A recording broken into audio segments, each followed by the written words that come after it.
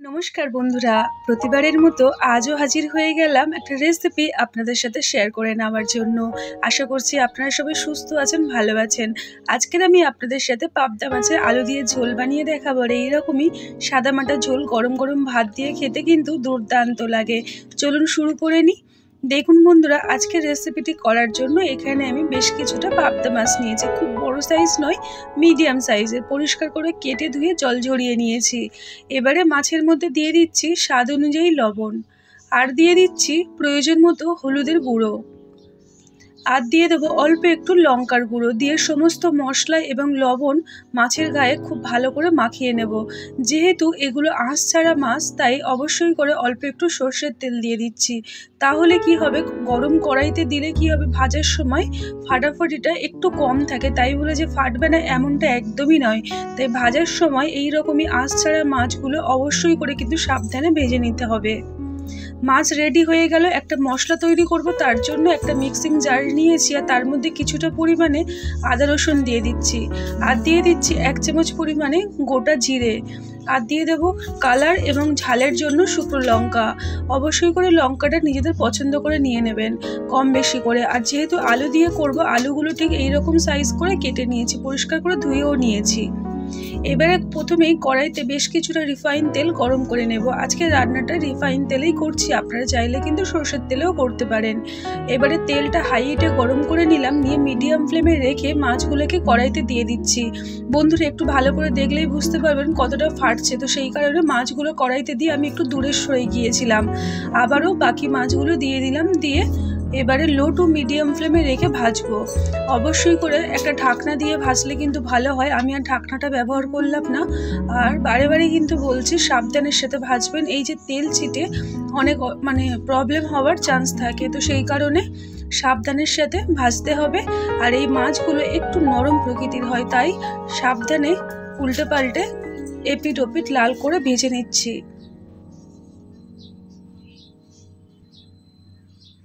2 থেকে 3 minute medium আঁচে রেখে ভাজছি। মাছ আমার ভাজা হয়ে গেছে। ঠিক এই পর্যায়ে একটা আলাদা পাত্রে তুলে রেখে দেব। ভালো করে তেলটা ঝরিয়ে নিলাম। ঠিক একই রকমভাবে সাবধানের সাথে এপিট ওপিট লাল করে সমস্ত মাছ ভেজে নেব। অবশ্যই করে গ্যাসের ফ্লেমটা এই সময় মিডিয়ামে রাখতে হবে। হাই ফ্লেমে রাখলে গাটা শুধুই লাল হয়ে যাবে, কিন্তু ভিতরটা ভালো ভাজা হবে না। তো এইভাবেই লো টু মিডিয়াম ফ্লেমে রেখে সমস্ত মাছ একে একে ভেজে একটা সাইডে তুলে রেখে দিচ্ছি। যেহেতু কড়াইতে অনেকটাই তেল রয়েছে, তার মধ্যে আলুগুলোকে প্রথমে একটু ভেজে নিচ্ছি। আপনারা চাইলে না ভেজে পুরোপুরি ডাইরেক্ট রেসিপিটা তৈরি করতে পারেন। অল্প একটু লবণ দিলাম স্বাদের জন্য, আর একটু গুঁড়ো হলুদ দিয়ে কালারটা ভালো আসবে। আলুটাকে একটু ভেজে নেব যতক্ষণ না গায়ে একটু পাতলা আস্তরণ আসছে। যখনই দেখব হালকা লাল হয়ে গেছে বা ব্রাউন কালার হয়েছে, তখনই তুলে নেব। খুব বেশি ভাজবো না, গায়ের মধ্যে একটা পাতলা আস্তরণ পড়া পর্যন্ত ভেজে নিতে হবে। আলু ভাজা আমার হয়ে গেছে। 2 থেকে 3 মিনিট মিডিয়াম আঁচে রেখে ভেজে নিলাম। এবারে যে তেলটুকু রয়েছে ওই তেলেই বাকি রান্নাটা কমপ্লিট করব। আর একটা কড়াই নিয়ে নিয়েছি, তার মধ্যে মাছ ভাজা এবং আলু ভাজার তেলটা দিয়ে দিলাম। এই মাছ ভাজার তেলে রান্না করলে খুব সুন্দর টেস্ট হয়। এবারে দিয়ে দিলাম কালো জিরে, আর দিয়ে দিচ্ছি একটা বড় সাইজের টমেটো। অল্প একটু লবণ দিয়ে ভাজবো, তাহলে টমেটোটা ভালো নরম হয়ে যাবে। টমেটোর খোসা এবং বীজটা সমস্তটা ফেলে দিয়েছিলাম। এবারে আগের থেকে যে মশলা করে রেখেছিলাম, আদা রসুন গোটা জিরা শুকনো লঙ্কা, মশলাটা দিয়ে দিলাম। আর দিয়ে দিচ্ছি অল্প একটু মশলা দেওয়া জল, দিয়ে মিডিয়াম আঁচে রেখে কষাতে হবে। কালারের জন্য কাশ্মীরি লঙ্কার গুঁড়ো, হলুদ গুঁড়ো, আর দিয়ে দিলাম স্বাদের জন্য অল্প একটু চিনি। অবশ্যই করে চিনিটা দেবেন। এইরকম অল্প একটু চিনি দিলে কিন্তু মিষ্টি একদমই হবে না, কালারটা খুব ভালো আসবে। এইভাবে লো টু মিডিয়াম ফ্লেমে রেখে কষিয়ে নেব। আমি 1 থেকে 1.5 মিনিট কষিয়েছি, আবারও আমি 1 মিনিটের মতো কষাবো। সেই কারণে অল্প একটু জল দিয়ে দিলাম, যাতে করে মশলাটা নিচে লেগে না যায় এবং স্বাদটা নষ্ট না হয়ে যায়। এইভাবে দেখুন বন্ধুরা, কালারটা কত সুন্দর এসে গেছে, আর ওপরে তেলটা অনেকটাই ভেসে উঠেছে। তো এই পর্যায়ে আমার মশলাটা কষানো একদম কমপ্লিট হয়ে গেছে। এখন আমি আগের থেকে যে ভেজে রেখেছিলাম সমস্ত আলুগুলো দিয়ে দেবো। আলুগুলো কড়াইতে যখন দিলাম, গ্যাসের আঁচটা একটু হাই করে দিলাম।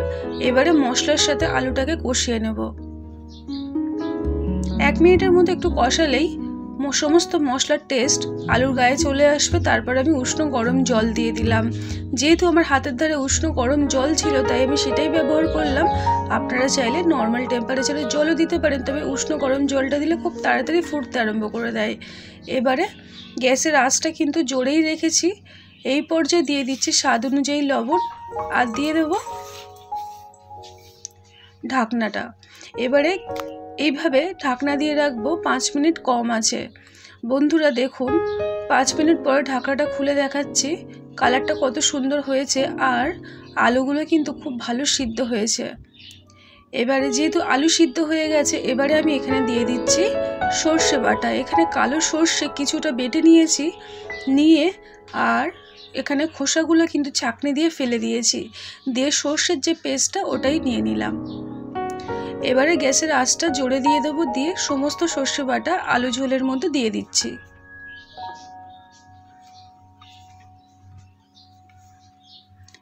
সমস্ত কিছু ভালো করে নাড়িয়ে চাড়িয়ে এখন আমি এখানে দিয়ে দেব আগের থেকে যে পাবদা মাছগুলো ভেজে রেখেছিলাম, মাছগুলোও দিয়ে দিলাম। মাছগুলো দিয়ে খুব একটা বেশি ফোটাবো না, তাহলে কিন্তু টেস্টটা ভালো পাওয়া যায় না। 1 মিনিটের মতো জোরে আছে দিয়ে ফুটিয়ে নিলেই আজকের আমাদের রেসিপি কিন্তু একদমই কমপ্লিট হয়ে যাবে। এখানে আমি আলুটা ব্যবহার করলাম। অনেকে আছেন আলু পছন্দ করেন না, তাহলে দেওয়ার দরকার নেই। আপনারা তাহলে শুধুই এইরকমভাবে ঝাল করে নিতে পারেন, দারুণ খেতে লাগে।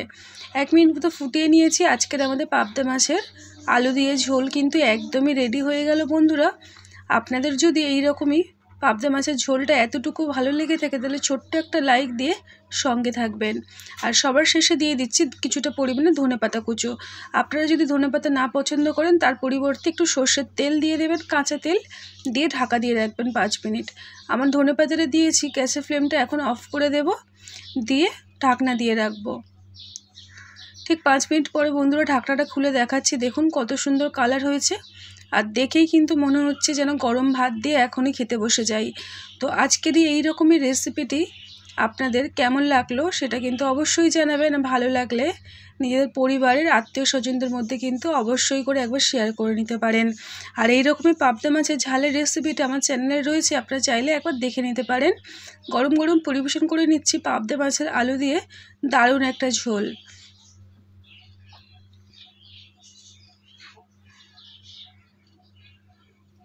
সবাই ভালো থাকবেন, সুস্থ থাকবেন। দেখা হবে নতুন একটা রেসিপি নিয়ে। টাটা।